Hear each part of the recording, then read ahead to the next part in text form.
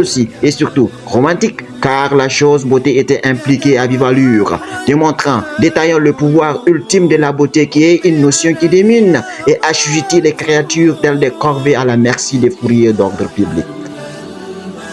Cette notion si tendre, si doux, si chou a trouvé refuge dans la morphologie de Youssouf. Morphologie qui définissait beauté morphologique qui reflète le réel, la pureté segmente et segmente, angélification angélique et prophétique, vêtue d'une posturation posturale posturée qui fait charmer et danser les sentiments animaux et humains de leur fort intérieur, les plongeant ainsi dans une extase sentimentale de tremblante, de vouloir, de désir ardent envers sa personne. Cette créature créée par le Créateur charme les sens de l'esprit des bienfaiteurs et des malfaiteurs, et même satanique, nulle âme n'est épargnée par la lueur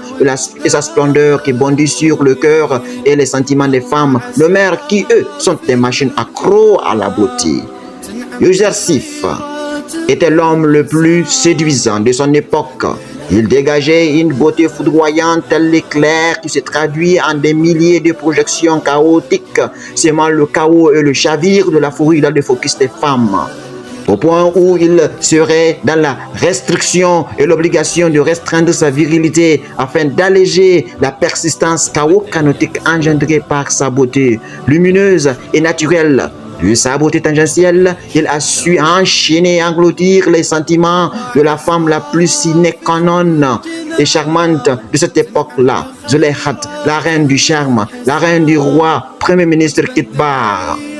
Femme qui fut submergée dans le sombre extase de son vouloir. De ce fait, il résulte que selon les récits antiques et historiques et prophétiques, Joseph, le bien-aimé dans la possédée, détenait, définissait la moitié de la notion de la beauté, la part entière de ce qu'on appelle beauté. Tout ceci pour dire que si dans ce monde d'ici-bas, il y a une femme brillante, une femme qui frémit